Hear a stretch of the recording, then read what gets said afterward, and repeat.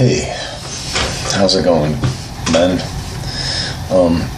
This video is called Breaking Your Legs and Then Kicking You Because You Can't Get Up.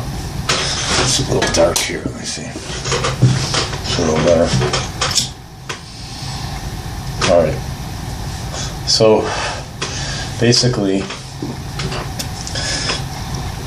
I was watching a video on single moms. And, this is kind of a culmination of different videos that I've been watching kind of put together, And it occurred to me one time to try to look up how many available women there are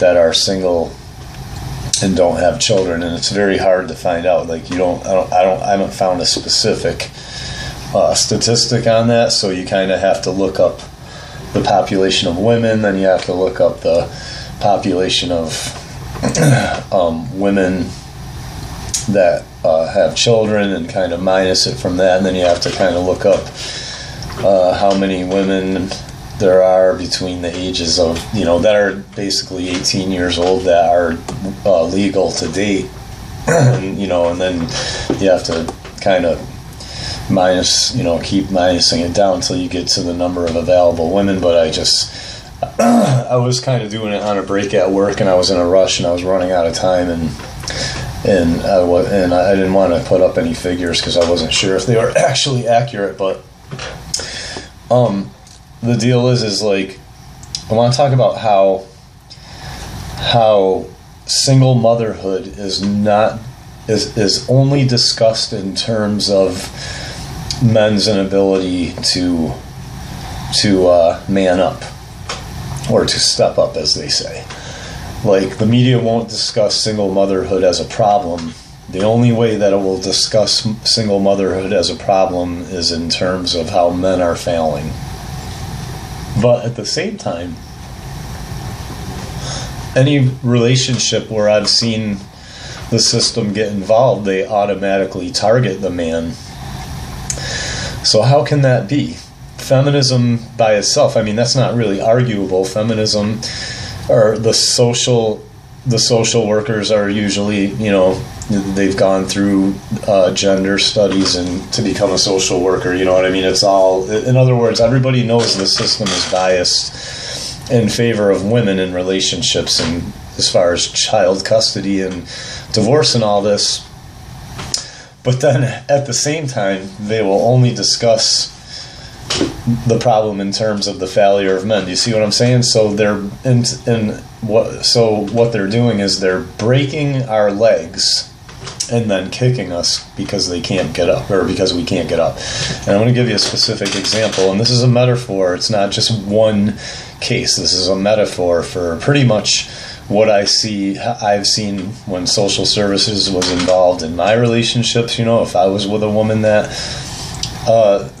had child protective services in her life or whatever, or what I've seen in other people's. But I'm going to just give you one recent story because it's the most recent one. This guy I know was going out with a girl, and she turned out they cohabitated together, which is where I usually draw the line if I'm dating, is I won't cohabitate, because that's any situation, I'll try not to have children usually. But what I'm trying to say is cohabitating is where I've noticed it is when things can get dangerous as far as the system is concerned. But he was living with her, and she and him started to not get along.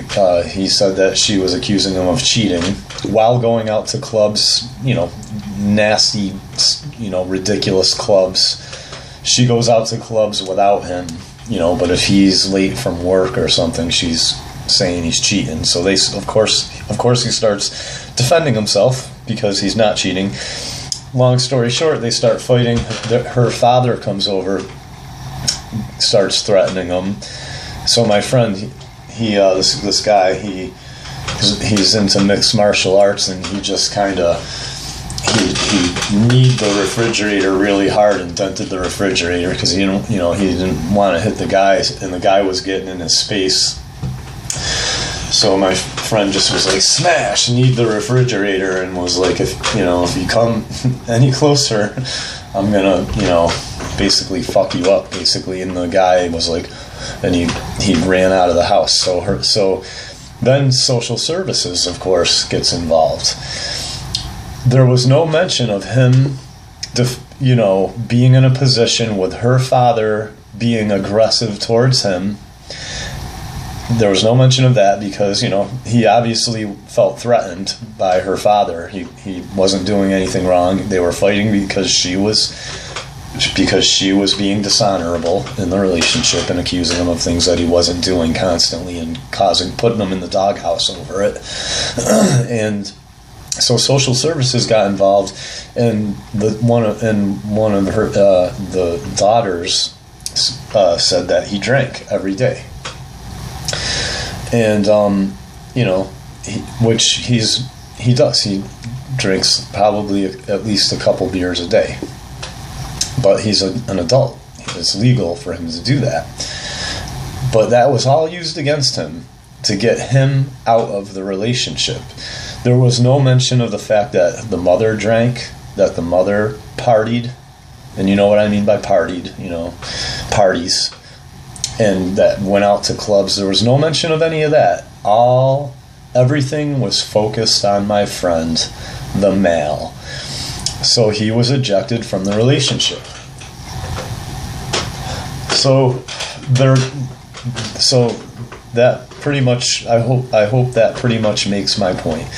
They are breaking men's legs and then kicking them because they can't get up. And that's what's going on. They're focusing only on the men, ejecting the men from the relationship, and then everyone goes around talking about how men are the problem, and that's the reason why there's all these single moms. It's bullshit. So there's that, and I hope you like this video and spread the word, and I hope it helps somebody.